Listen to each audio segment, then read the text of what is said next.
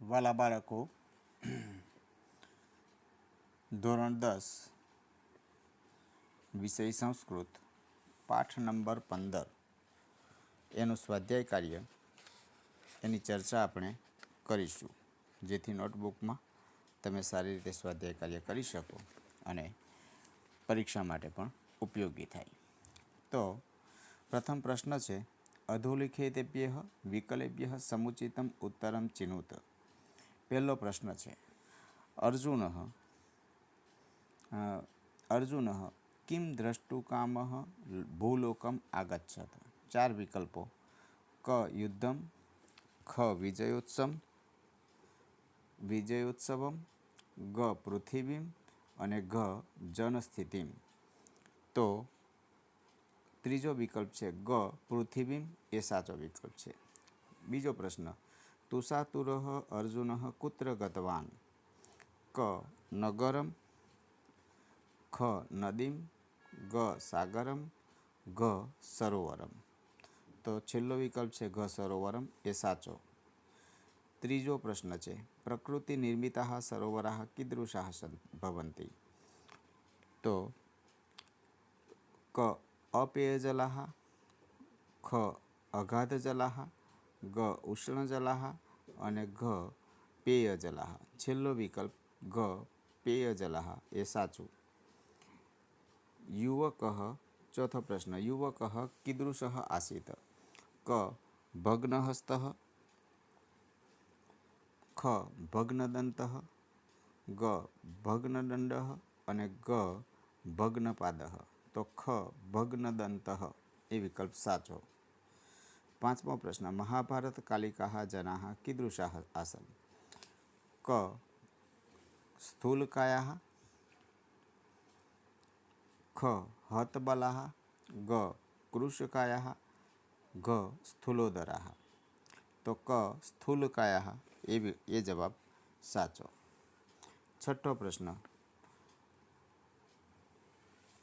ભટ્ટસ્ય એટલે કે ભટ્ટસ્ય પુત્રઃ કીદૃશે કૂપે પતિતઃ.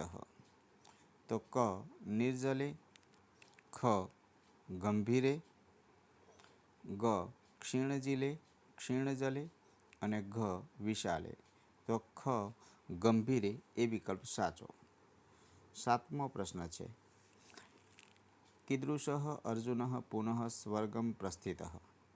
ખ ગૃહીતચિત્તઃ, ખ ગૃહીતજલઃ, ગ ક્રોધાવિષ્ટઃ, ગ પરાજિતઃ.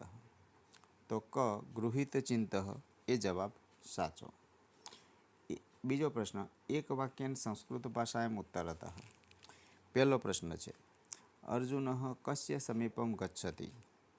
તો જવાબ એનો બને છે, અર્જુનઃ જયઘોષકારકસ્ય જનસમૂહસ્ય સમીપમ ગચ્છતિ. આવો શબ્દ, બે શબ્દ ઉમેરવાના, જયઘોષકારકસ્ય જનસમૂહસ્ય સમીપમ ગચ્છતિ. બીજો પ્રશ્ન છે, સરોવરસ્ય જલમ કીદૃશમ આસીત. તો જવાબ એનો બને છે, સરોવરસ્ય જલમ, એક જ શબ્દ મૂકવાનો છે, સગરમ અથવા તો વિષમયમ આસીત.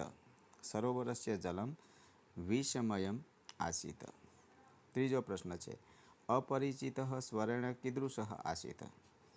તો જવાબ એનો બને છે, અપરિચિતઃ સ્વરેણ યુવકઃ આસીત. એવો જવાબ બને છે. યુવકઃ એક શબ્દ મૂકવાનો છે, યુવકઃ આસીત. ચોથો પ્રશ્ન છે, સર્વ વસ્તુજાતમ કેન પ્રદૂષિતમ વિષમયમ ચ સંજાતમ. ચોથો જવાબ છે, શાસ્ત્ર એટલે એનો જવાબ શસ્ત્રોમાંથી નીકળેલા પ્રદૂષણો દ્વારા. એનું સંસ્કૃત જો કરીએ તો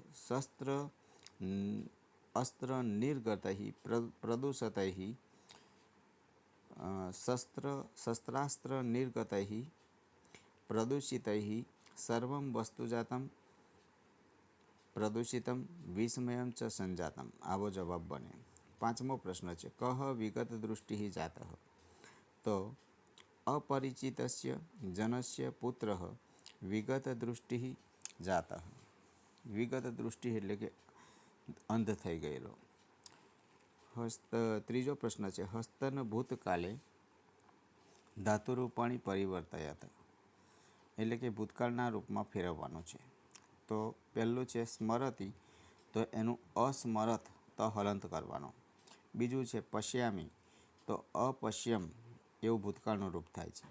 અને વદતી, તો અવદત એવું ભૂતકાળનું રૂપ બને. સમાસ પ્રકારમ લિખત, ચોથો પ્રશ્ન છે. લબ્ધ વિજયા, તો એનો જવાબ આવે છે બહુવ્રીહી સમાસ. બીજો પ્રશ્ન છે તૃષાતુરઃ, તેનો જવાબ આવે છે તૃષા એટલે કે તરસથી આતુર થયેલો, તૃતીય તત્પુરુષ સમાસ બને. ત્રીજો પ્રશ્ન છે ધવલકેશઃ, એનો બહુવ્રીહી સમાસ જવાબમાં આવે. ચોથો પ્રશ્ન છે પ્રકૃતિ નિર્મિતાઃ, તૃતીય તત્પુરુષ સમાસ થાય.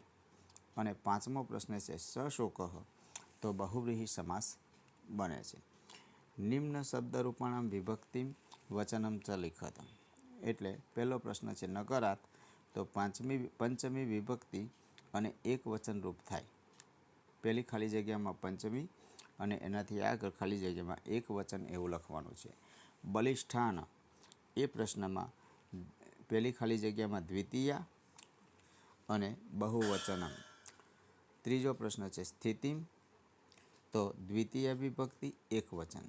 ચોથો પ્રશ્ન છે માસેસુ, તો સપ્તમી વિભક્તિ બહુવચન. અને પાંચમો પ્રશ્ન છે બહુનામ, તો ષષ્ઠી વિભક્તિ બહુવચનનું રૂપ બને છે. બહુવચન એવું લખવાનું. માતૃભાષા એમ ઉત્તરતઃ, ગુજરાતીમાં જવાબ લખો. પહેલો પ્રશ્ન છે અર્જુન સરોવરનું પાણી પીવા ગયો ત્યારે તેને અજાણ્યા પુરુષે શું કહ્યું? તો અર્જુન સરોવરનું પાણી પીવા ગયો ત્યારે તેને અજાણ્યા પુરુષે કહ્યું કે હે મહાશય, આ પાણી ઝેરી થઈ ગયેલું છે, અત્યારે તે પીવા લાયક નથી. બીજો પ્રશ્ન છે અજાણ્યા પુરુષને જોઈને અર્જુનને કેમ આશ્ચર્ય થયું? અજાણ્યા પુરુષનો અવાજથી તે યુવાન હતો અને શરીરે ઘરડો થઈ ગયેલો, તૂટેલા દાંતવાળો હતો, ધોળા વાળવાળો હતો અને હાથમાં દંડ ધારણ કરેલો હતો. પહેલાં ન જોયો હોય તેવા પુરુષને જોઈને અર્જુનને આશ્ચર્ય થયું.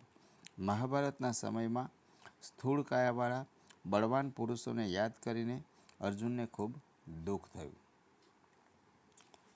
ત્રીજો પ્રશ્ન છે યુદ્ધમાં વપરાયેલા અસ્ત્ર શસ્ત્રોથી શું શું પ્રદૂષિત થઈ ગયું હતું? તો યુદ્ધમાં વપરાયેલા અસ્ત્ર શસ્ત્રોથી બધી જ ચીજ વસ્તુઓ પ્રદૂષિત અને ઝેરી બની ગઈ હતી. ચોથો પ્રશ્ન છે અજાણ્યા પુરુષની પુત્રની શી દશા થઈ હતી? તો અજાણ્યા પુરુષનો પુત્ર સરોવરનું ઝેરી પાણી પીને અંધ થઈ ગયો હતો અને પછી તે ઊંડા કૂવામાં પડી અને મૃત્યુ પામ્યો હતો. આવો જવાબ આવે. પાંચમો પ્રશ્ન છે આધુનિક યુદ્ધ અને મહાભારતકાલીન યુદ્ધ વચ્ચે કયો તફાવત છે? તો આધુનિક યુદ્ધમાં રાસાયણિક શસ્ત્રોનો ઉપયોગ કરવામાં આવે છે, જેથી બધી જ ચીજવસ્તુઓ પ્રદૂષિત અને ઝેરી બની જાય છે. એવા યુદ્ધો માનવજાત માટે ખૂબ જ નુકસાનકારક હોય છે. મહાભારતના સમયમાં યુદ્ધમાં પ્રકૃતિના બધા મૂળ તત્વો પૃથ્વી, જળ, ભૂમિ, વાયુ અને આકાશ આ બધા શુદ્ધ રહેતા હતા. આમ તે યુદ્ધ જરા પણ હાનિકારક ન હતા. વાલા બાળકો, આ રીતે સ્વાધ્યાય કાર્યની ચર્ચા આપણે કરી છે અને તમે સ્વાધ્યાય કાર્ય બરાબર વિડીયો જોઈ અને નોટમાં લખવાનો પ્રયત્ન કરજો. Thank you.